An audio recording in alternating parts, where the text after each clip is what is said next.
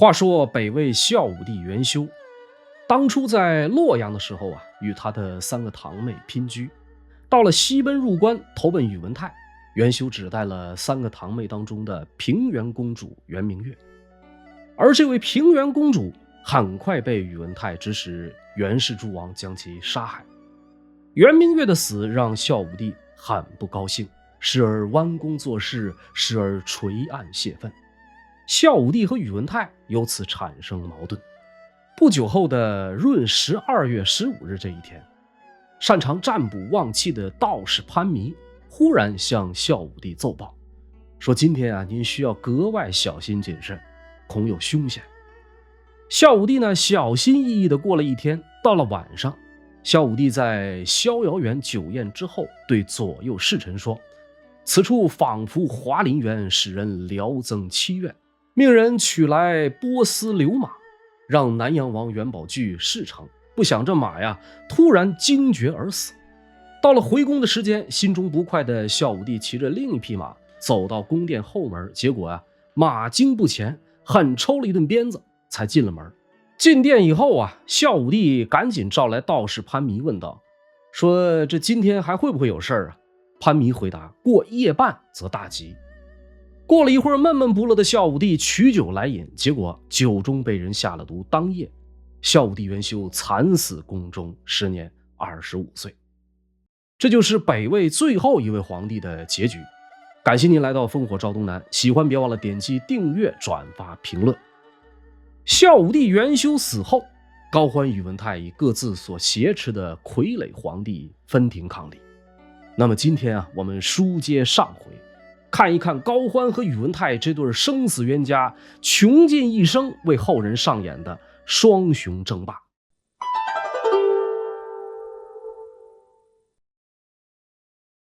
宇文泰毒死了孝武帝元修之后，将孝文帝之孙南阳王元宝炬扶上帝位，在公元535年正月改元大统，是为西魏文帝。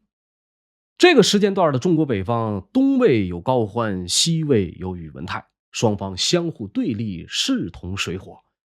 以领土而论，东魏具有河东、河南等地60州279个郡，而西魏只有19州73郡。人口方面有学者推测，在这个时间段，东魏有271万2879户，西魏有65万9229户。那么经济方面呢，东魏占据着华北、河南大片产粮区，而西魏只有800里秦川。那么军事实力方面，东魏得到了6镇鲜卑以及河北大族的支持，西魏呢只有一小部分6镇鲜卑以及当初随孝武帝入关不足10000人的中央禁军。双雄争霸的初期，可以说无论从哪个方面，东魏都足以碾压西魏。大统2年，关中地区发生了严重的饥荒，百姓人相食，死者10之7、8。东魏的高欢看准这个时机，兵分3路西征，想要像当年刘裕北伐后秦一样，一举平定关中。他让窦泰取潼关，高昂为上洛，他自己呢则屯兵蒲坂，造浮桥3道以备大军渡河。蒲坂城位于黄河东岸，具体位置在今天山西永济蒲州老城东南2里左右。我们现在很多小孩从牙牙学语就开始背诵的登鹳雀楼，那个鹳雀楼也在山西蒲州。说这高欢3路大军整装齐发，对于还在受灾的西魏而言，无疑是雪上加霜。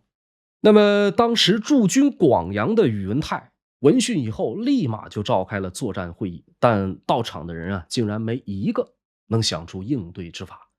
这个关键时刻宇文泰根据高欢行军的路线，直接预判了东魏军3路人马的作战方式。他认为高欢在蒲坂造起浮桥是为潼关的窦泰造势。双方如果在蒲坂相持不下，窦泰呢就可以自潼关西入。自高欢起兵以来，窦泰常为先驱，其麾下多是精锐，屡胜而骄。如果出其不意，袭之必克，打败窦泰，高欢自会不战而走。这一相当大胆的想法，最终在距离潼关不远一个叫小关的地方得以实施。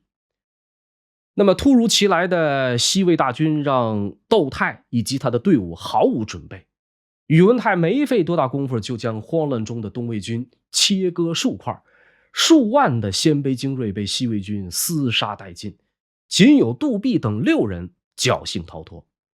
眼见突围无望，素来以虎将著称的窦泰只好仰天长叹，挥刀自刎，了结了自己。一代名将就这样暴尸荒野，脑袋还被宇文泰给割了下来。比起精锐兵败，窦泰身死的消息对高欢以及整个东魏军而言都是莫大的打击。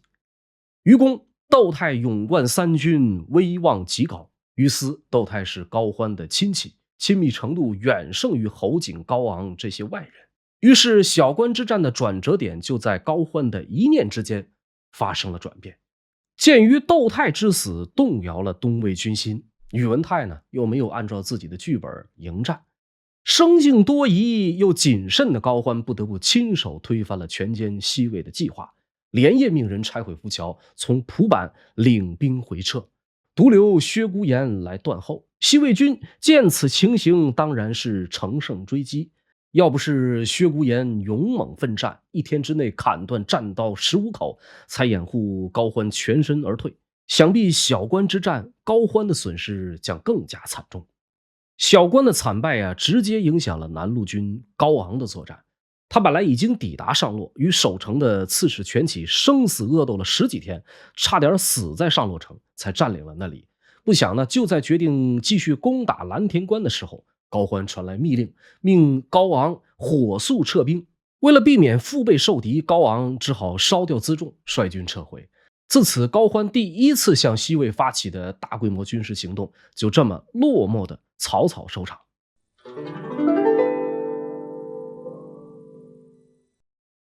小关兵败让高欢耿耿于怀，这次他不仅损兵折将，更在智力方面输了宇文泰一筹。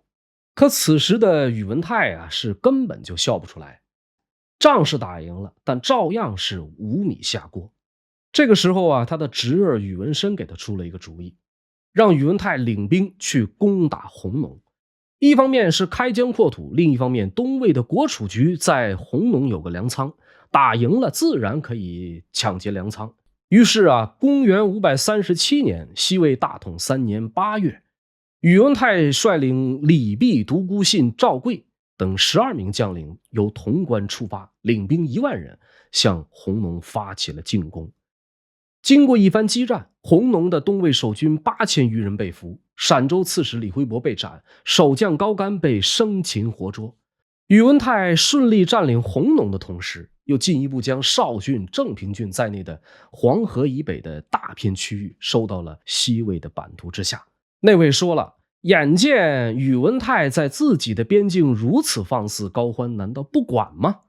他还真就不是不管，而是分身无术。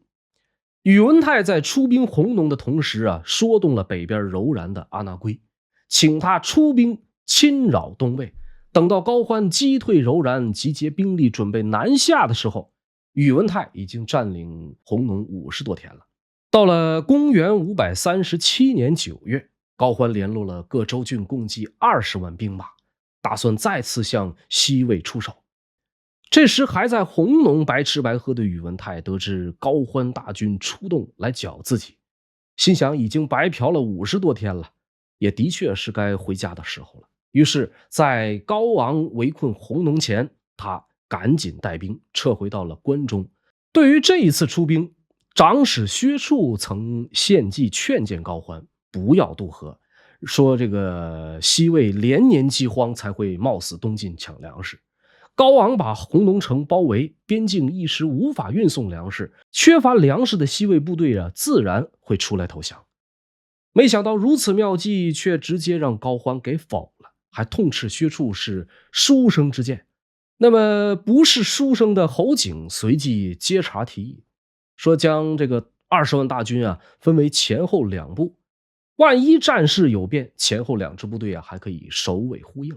不想这条建议高欢同样拒绝。小关战败给他最大的教训就是兵分三路，让宇文泰偷袭窦泰成功。这一次高欢是打定了主意要以众击寡，用人海战术灭了宇文泰。于是浩浩荡荡的东魏大军先渡黄河，再过洛水，最终驻军在了许源之西。此时的宇文泰已经回到关内，驻军在渭水以南，但是手上的兵力满打满算不过1万。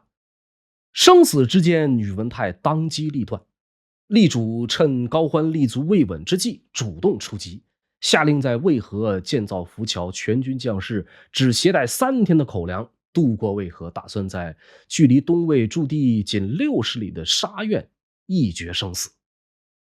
沙苑这个地方在今天陕西大荔县以南12里，时至今日仍有村落名为沙里村。公元537年10月初1，宇文泰率军抵达沙苑。尽管这里水网密布，芦苇丛生，地形复杂，可1万对20万的兵力免不了军心浮动。士兵们畏惧紧张之际，宇文深突然仰天大笑。宇文泰故作生气，申斥他说：“大兵压境，你有什么好笑的？”宇文深侃侃而谈，说什么古人云兵奋者败，强调高欢出兵是为窦泰报仇，这就是奋兵，肯定失败。又说高欢的20万大军是各地临时召集，训练不足，战斗力不行。最后总结高欢的战术是孤军深入，主场作战的西魏军占尽地利。总之叔侄俩的一番输出让整个西魏军将突然来了自信。高欢的20万大军都是纸老虎，西魏军就算是1万人也都是钢铁侠。除了唬住了军队众人，沙苑之战的成败关键还记在了一个人的身上，那就是达西武。当天下午，宇文泰就派遣达西武领着3名骑兵前去侦察。那么胆子颇肥的他领头跑到距离敌营10几米的地方探听消息。随后呢，也不知他是从哪里弄来了这个东魏的兵符套在身上，然后就大摇大摆的走进了东魏的兵营。各个地方都被他看了一遍之后，达西武还不忘教训了一顿不守军规的东魏士兵。几鞭子抽下来，官架子十足的这个达西武竟无人怀疑。那么这一回高欢不但暴露了自己的作战方式，连东魏大营里的兵力部署、人员构成都被宇文泰一并知晓。第二天天将破晓，高欢气势汹汹地领兵杀向沙苑。宇文泰这边呢，早就已经在渭曲打好了埋伏，借助3面环水的地形以及水边芦苇茂密，宇文泰命李泌潜伏在右，赵贵埋伏在左，待听到战鼓响起再发动攻击。下午3点左右，跋涉了6、70里的东魏大军慢悠悠地抵达渭曲，迎面就看到了稀稀落落的西魏军和宇文大旗。这个场面立马就让高欢警觉起来。此时都督胡律枪举提议，宇文黑塔背水列阵，譬如困兽，说不定能咬伤人。此处尾深土宁，骑兵无所用力，不如分一部分精锐突袭长安。长安到手，不愁黑塔不悬守军门。事实上，胡律枪举的意见非常有价值。以当时的兵力来看，分兵直捣长安也是完全可以的。可高欢再次犯了人在高位的通病，盲目乐观，盲目自信。他偏执地认为这是一块送到嘴边的肥肉，机不可失，时不再来。高欢否决了胡律枪举的意见，说天干物燥，想一把火烧了芦苇荡，一劳永逸。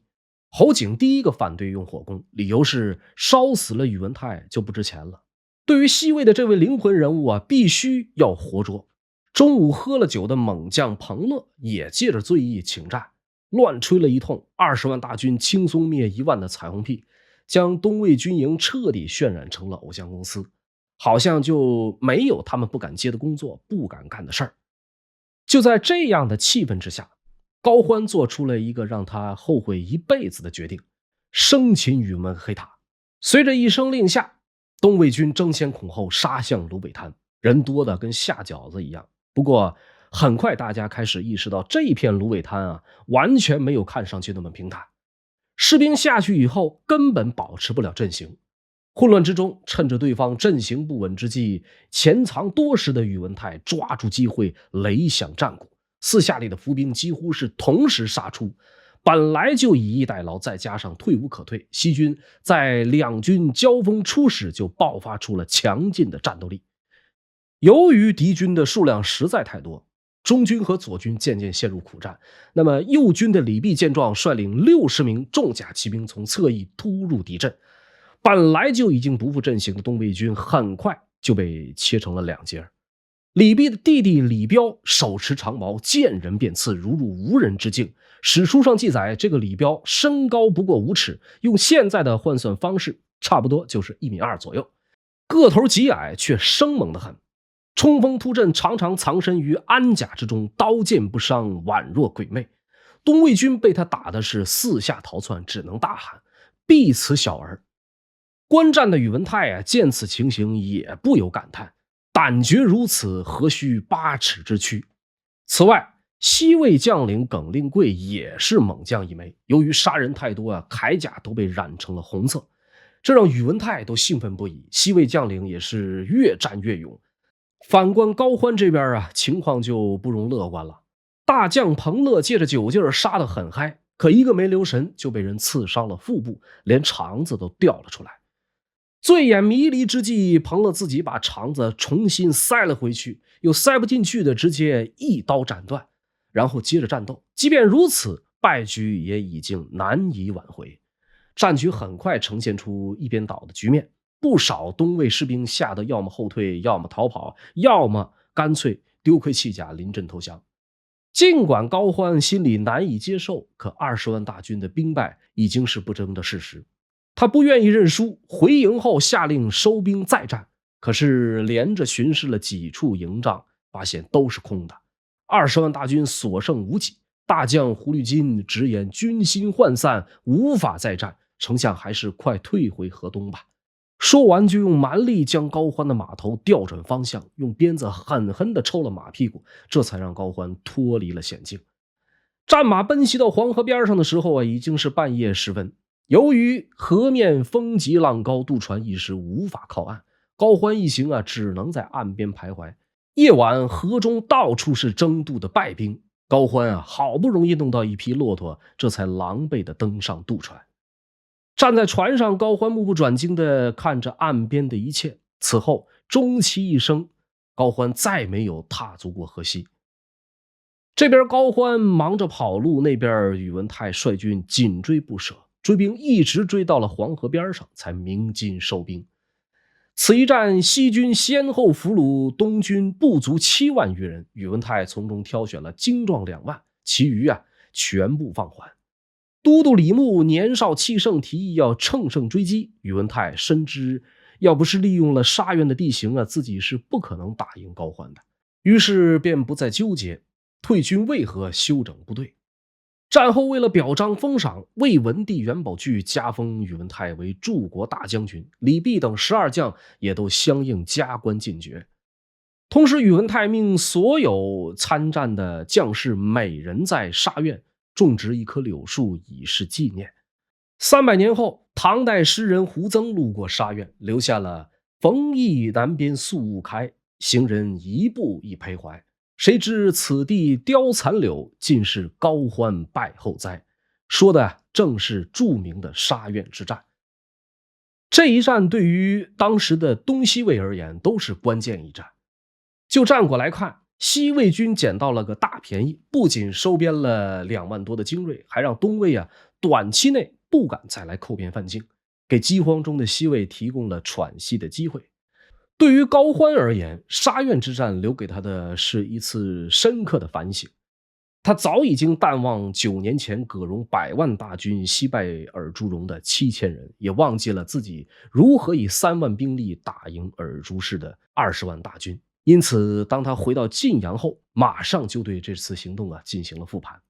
在此期间，侯景曾申请2万精兵想偷袭宇文泰，但这一请求还是被不想再冒进的高欢否决。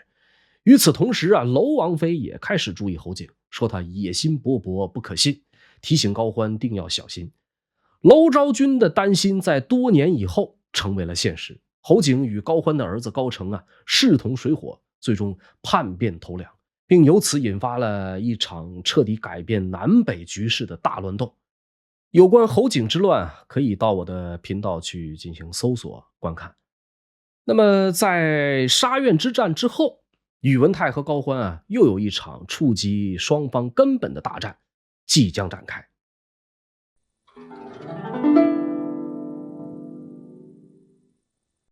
在沙苑之战的2个月以后，宇文泰乘胜追击，连续拿下河北数州，但因为有侯景坐镇虎牢，西魏势力难以再向洛阳以东扩展。不久后东魏开始反扑，高欢以侯景、高昂、射狄干、莫多楼、戴文将镇守在金庸城的独孤信团团围住。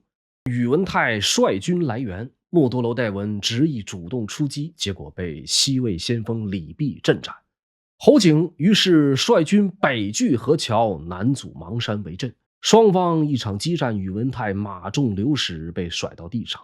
东魏军见状一拥而上，眼看就要将其生擒活捉。危急之中，都督李牧抄起马鞭，对准宇文泰一动抽打，边打边骂：“你这个狗奴才，你家大王在哪儿？你一个人在这儿做什么？”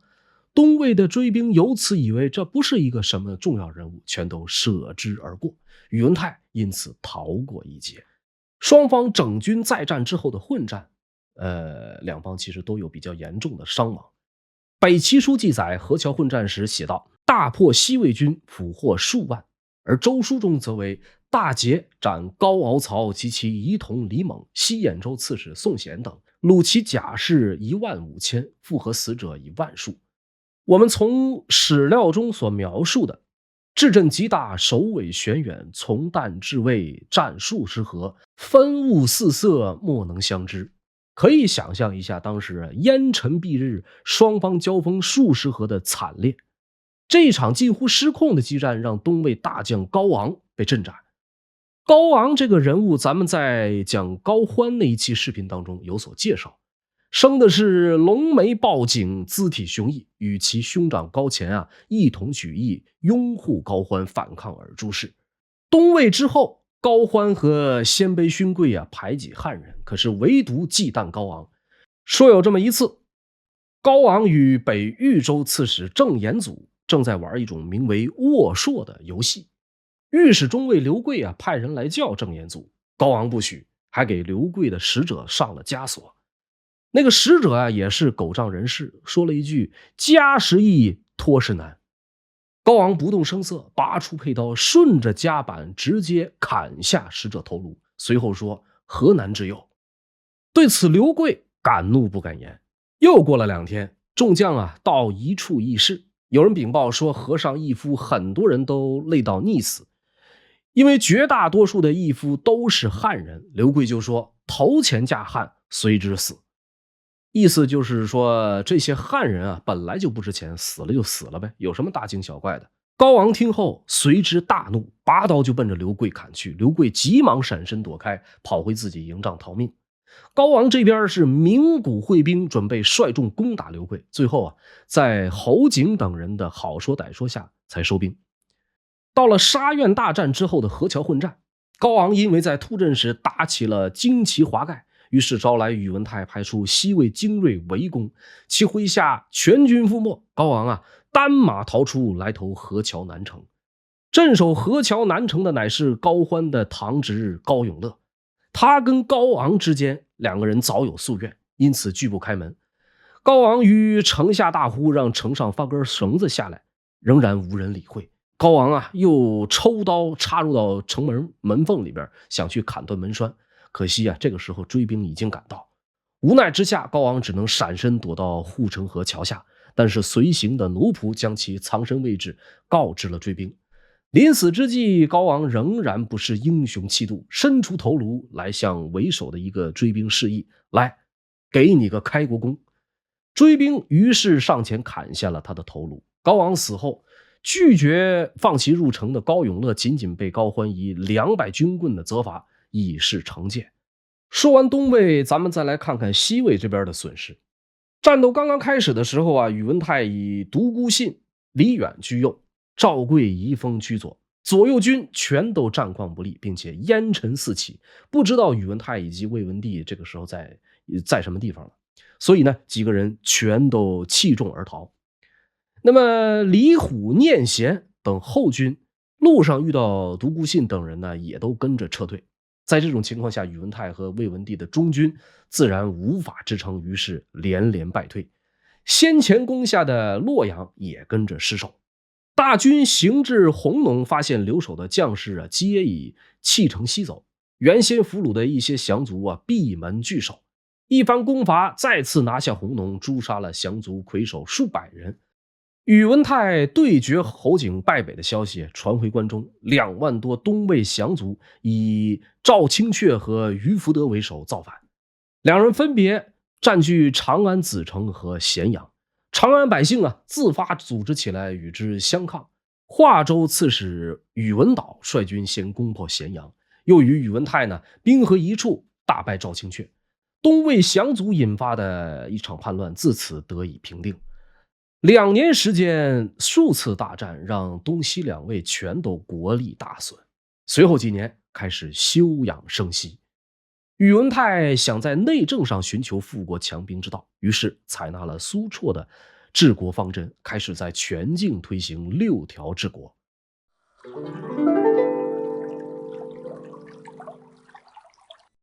苏绰其人对于宇文泰而言，好比秦王之李斯、刘玄德之诸葛孔明。苏绰自幼好学，博览群书，尤善算术。最开始只是宇文泰帐下一名行台郎中。说有这么一次，宇文泰与仆射周惠达议事，周惠达一时之间答不上来，于是请求出外与别人商议。不一会儿就把解决方案一一进呈。宇文泰很是惊异，询问与谁商议。周惠达如实相告，说是苏绰，还称赞苏绰有王佐之才。由此，宇文泰提拔苏绰为著作佐郎。一次出去观鱼，行至长安城西汉故仓池。宇文泰问左右这是何地，莫有知者。有人提议苏绰博物多通，请问之。宇文泰于是叫来苏绰，苏绰对答如流，宇文泰很是高兴，因此又问天地造化之始，历代兴亡之际。苏绰口若悬河，条理清晰，一一道来。于是两人并把徐行，竟然没顾上捕鱼就回来了。聊至深夜，宇文泰躺在床上问及治国之道。苏绰说出儒家推崇的帝王之道，以及深含法家育民之术。听到关键处，宇文泰起身整衣微坐，两人聊了整整一个通宵。第二天早上，宇文泰见到周惠达就说：“苏绰真奇士也，我准备把政务交给他全权处理。”随后便拜苏绰大行台左丞，参点机密。苏绰的6条治国对当时的西魏以及后来的北周都起到了极其深远的影响。第1条，先治心。治民之本，莫若宰首之最重，凡治民之体，先当治心，意在通过强调官员们的个人操守，整顿吏治。第2条，敦教化，以儒家传统道德教化百姓。第3条，尽地利，大抓农业，提升经济。第4条，擢贤良，提倡英雄不问出处，不论出身，破格提拔人才。第5条，续欲颂，人受阴阳之气以生，有情有性，倡导以不失人性的原则推行司法公正。第6条均富义，提倡不可横征暴敛，富义均衡才能长期稳定发展经济。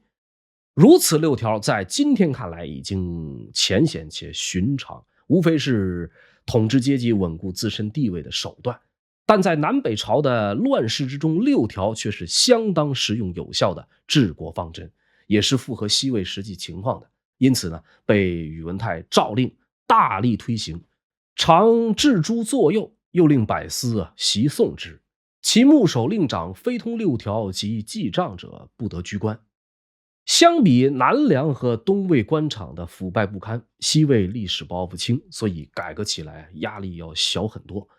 由此开始，西魏逐步提升各方面实力，整顿吏治，恢复经济，与南梁东魏逐渐拉开了差距。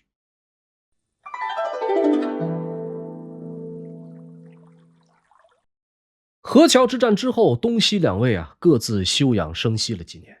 西魏大同9年春，高乾的弟弟高昂的哥哥，时任东魏北豫州刺史的高慎举兵降了西魏，宇文泰亲率大军迎接，并顺势进至洛阳。不久后，高欢率大军10万赶到黄河北岸，渡河后在邙山山坡上扎起营寨。因为听从了术士的建议，考虑到西魏全是黑色旗帜，五行属水，高欢命令全军旗帜由原本的红色换成黄色。黄色属土，土能克水，以此鼓舞士气。在持续僵持了几天之后，宇文泰决定先发制人。这一天的后半夜，任贤枚、马雷口悄悄登上邙山，发起冲锋。战斗打响之后，起初双方各有胜负。西魏击破高欢左翼，追奔数里，俘获大量东魏部族。东魏这边曾经截长而战的彭乐率领数千精骑，头也不回的一路冲杀，竟然直接杀入了宇文泰的大本营。由于事发突然，大家都以为彭乐要投敌叛变。高欢本人也说，彭乐弃韩楼是尔朱荣，背弃尔朱氏归我，又叛入西，是成败岂在一个彭乐，只是念小人反复罢了。高欢话音刚落，但见敌军阵型大乱，西北方烟尘四起。彭乐俘虏了西魏5个宗王以及宇文泰上下将佐48人，回归本部。当俘虏们被一个个五花大绑带到高欢面前的时候，高欢意识到自己被打脸了，于是下令乘胜追击，阵斩3万余人，得胜而还。战争进行到这里，一个无足轻重的小卒成了影响战局的关键。东魏有一名军士犯了死罪，高欢说等回到晋阳后再杀。结果这个人心想，早晚我都是死，直接越狱逃跑，投了西魏，并将高欢所在的位置与旗鼓特征全都告知了宇文泰。转一天，两军再战，宇文泰命认得高欢的贺拔胜领3000精壮小校直奔高欢所在位置冲杀。东魏这边并没有预料到说这个敌军会来这么一手，很快就溃不成军。慌乱之中，高欢只带了6、7个亲随夺路狂奔，半路上马失前蹄，幸亏赫连杨顺让出自己的马，高欢才得以继续逃命。眼见追兵将至，亲信都督郁兴庆对高欢说，大王赶快走，我有腰间100箭，足杀100人。高欢勉励他说，事后让你当怀州刺史，如果你战死，我就用你的儿子。郁兴庆说，我儿子太小，愿用我兄。高欢许下承诺，转身逃命而去。郁兴庆弯弓断后，最后使尽而死。贺拔胜以仅剩下的13骑继续追杀高欢，眼见越追越近，高欢的身形越来越清晰。贺拔胜于马上大叫，贺六魂，贺拔破胡，必杀如也，说着挥舞手中长槊，用力刺向高欢后心。就在这个危急时刻，高欢夫人娄昭君的外甥五位将军段韶回身一箭，射翻贺拔胜的坐骑。等到贺拔胜重新换了一匹马之后，高欢已经跑远了。贺拔胜无奈之下仰天长叹，今日之事，我不知公事，都是天数啊。高欢成功逃过一劫之后，很快整军命彭乐等人追击已经退兵的宇文泰。双方形势再度逆转，这回轮到彭乐死命追杀宇文泰。宇文泰被追急了，转头对彭乐大喊，彭乐，你个二货山炮大傻子，今日无我，明日岂有你，何不去我的前营多收些金银珠宝。一句话把彭乐说愣了，他心想宇文黑塔说的也对呀，于是停止追击，跑到西魏营帐捡了一条宇文泰丢弃的金带，美滋滋的收兵。回营见到高欢以后，就说宇文泰在自己刀下漏过，吓破了胆跑掉了。高欢一听就感觉不对劲，反复追问之下，彭乐说了实情，说宇文泰说今天杀了他，明天我彭乐的命就保不住了。末了还画蛇添足的解释说，我不是为了这话放他的。高欢虽然喜其得胜，也为其放走宇文泰而发怒，于是令他伏在地上，亲自用手按他的头往地上碰，一边数了他在沙苑战败以来的过失，一边数次举刀要杀他。切齿良久，无奈作罢。彭乐于是请求率5000人马去抓宇文泰。高欢说：“你早干嘛去了？现在又说要捉他。”于是命人取来3000匹绢帛压在彭乐身上，说是赏赐，其实也是责罚。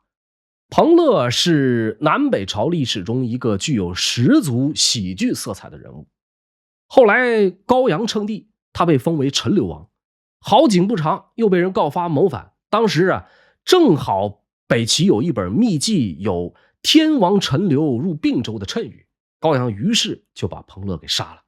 其实这话说的是被西魏封为陈留郡公的杨忠，他后来在对北齐作战，率军杀入并州。杨忠的儿子就是后来建立大隋的杨坚。这些都是后话咱们暂且按住不提。这一场邙山大战以西魏大败而告终。北齐书记载，神武大败之于邙山，擒西魏都将以下400余人，俘斩6万骑。尽管这个数据多少有些水分，但无论如何，这次失败对于当时本就国力贫弱的西魏都是一次不小的打击。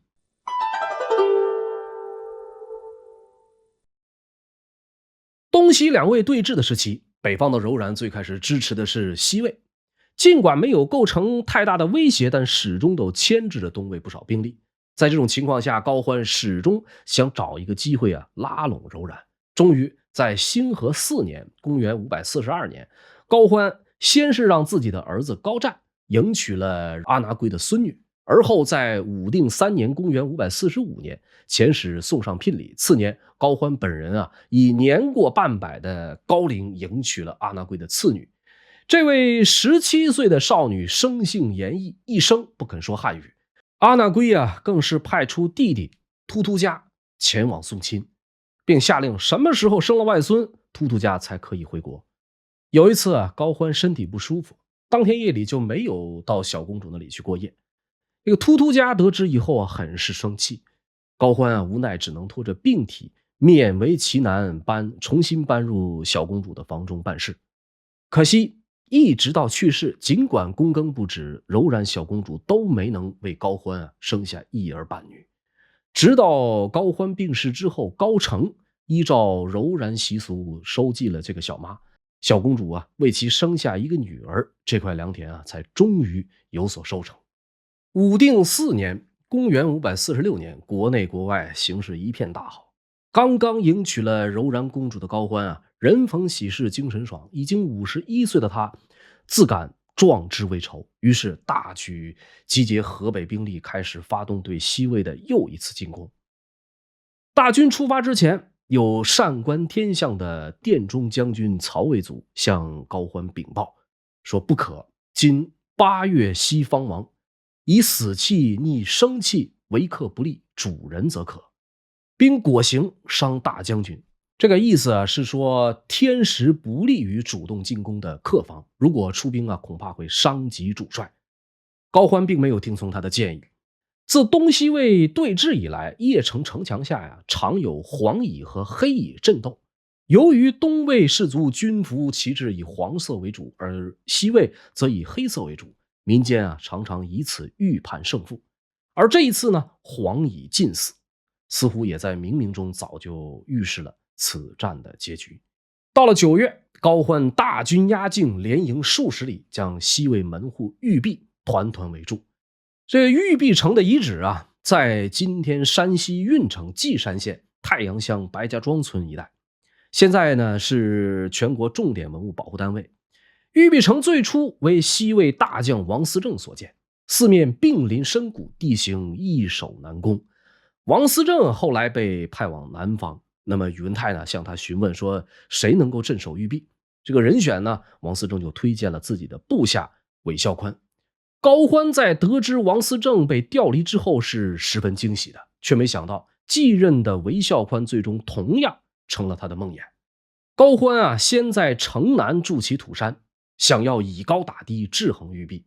韦孝宽呢，就在城中原有2座高楼的基础上覆木接枝，令其高峻，上面24小时有兵卒手持强弓硬弩防守。高欢传话给他：纵尔覆楼至天，我会穿城取耳。就算你有登天的本事，我一样会穿城取你项上人头。随后啊，东魏军又在城北筑起土山，同时在城南开凿地道，士卒轮番作业，昼夜不息。玉璧城中探明敌意之后，在城中挖掘沟堑，城外地道但凡有穿透到沟堑的，必被擒杀。又在地道口准备柴火，一旦发现地道里边有人，就点燃新柴，并用皮鼓将烟火吹进地道。敌人不是被熏死，就是被烧死，皮焦肉烂，惨不忍睹。城外又造起攻城的冲车，所到之处是无坚不摧。韦孝宽命人缝布帷幔，哪里有冲车，哪里就张设布幔，悬在空中，大大缓解冲力。冲车随即无处施展，一计不成，高欢又生一计。他命人将引火之物绑在长杆之上，灌油加火，既能点燃布幔，又能焚烧城楼。韦孝宽马上想出对策，他让人做了长长的铁钩，并立其锋刃。城外有火干地来，城内就用铁钩割断上面的引火之物。此时城外于四面穿地21道，在地道中撑起梁柱，以油灌注，放火焚烧柱子，烧断以后，上面的城墙就会随之崩塌。韦孝宽于城墙崩塌处竖起木山防守，东魏军仍旧无计可施。久攻不下，高欢于是派人招降。韦孝宽以关西丈夫自居，发誓绝不投降。东魏这边见招降不成，就立下重赏，用箭射入城中，上书能斩城主降者，拜太尉，封开国郡公，赏帛万匹。韦孝宽于赏阁背面亲手题文射出城外，上书若有斩高欢者，亦依此赏。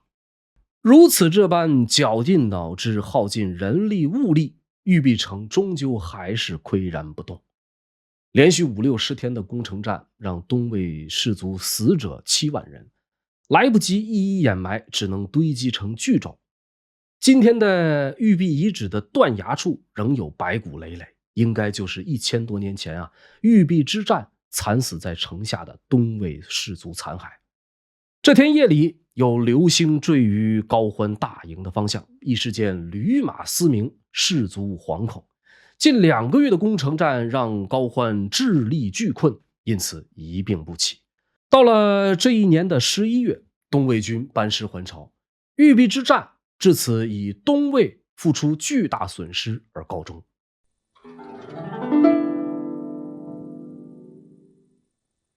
从玉璧败退回师的途中，高欢自感时日无多，派段韶赶往邺城辅助次子高阳稳定局势，又召来世子高澄火速前来。回到晋阳之后有成群的乌鸦聚集于王宫，高澄命胡律光带人轰赶射杀。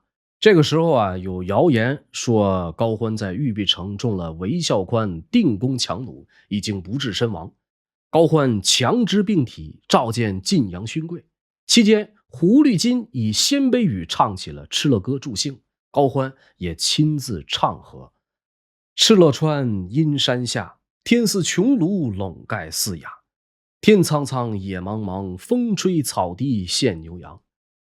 可以想象，这位曾在刀光剑影中醉卧沙场的一代枭雄，现在自知命不久矣，合着儿时的歌谣是何等的悲壮与无奈。儿时的怀硕故里，现在的位极人臣。沙苑秋风，芦花如雪，历历在目。玉璧城下7万士卒埋骨他乡，自己已经病入膏肓，行将不久，事业未尽，身后不知谁是奸佞，谁是忠良。可怜可惜可叹，许是想到举兵以来的种种过往，心中纵有万千惋惜与不甘，都已经是过眼云烟。忽然间眼泪夺眶而出，高欢再也唱不下去了。武定5年正月初1，本是举国欢庆新年的日子，天空中突然出现了日食。病床上的高欢得知后说，这日食是为我而生的吗？死亦何恨。7天之后，高欢于晋阳病逝，时年52岁。临死的前一天，他的长子高澄前来探望。高欢看他面带忧色，就问道：我虽然病成这样，但你好像有其他的忧虑，是怎么回事啊？高澄还没说话，高欢就说道：你是在担心侯景叛变吗？高澄点头说是。高欢于是开始交代身后之事。侯景专治河南已有14年，常有飞扬跋扈之志。我活着还能驾驭他，将来岂能俯首听凭你的号令？当下四方未定，我死之后暂时不要发丧。如今的一众老臣中，射的干、鲜卑老公、胡律金、敕勒老公这2位性情耿直，必不会辜负你。可诛浑道员刘丰生远来投我，必无一心。贺拔燕过而朴实无过，潘乐心地仁厚，你们兄弟当得其利。韩轨憨直迂鲁，对他要放宽管理。彭乐心腹难得，你要多加防范。论及才略智谋，少有能与侯景匹敌者，唯有慕容绍宗另当别论。我一直不重用他，现在正好留给你。对待慕容绍宗，你要深加梳理，委以精略。那么人之将死，其言也善。高欢将自己对手下将领们的了解毫无保留地告知了高澄。事后证明，高欢的判断几乎准确无误。他死后不到5天的时间，侯景就举起了反旗。只不过这是另一段故事了。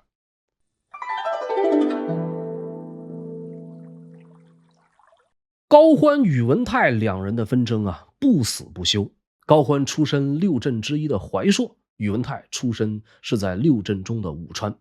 高欢起自微末，宇文泰是被大家推举上位。比较正面的评价和记载，高欢性格深沉稳重，终日晏然，人不能测，足智多谋，变化无常，精通权宜之计，治军严明，知人善任，以至于尔朱荣当年断言：堪代我主众者，为贺六浑耳。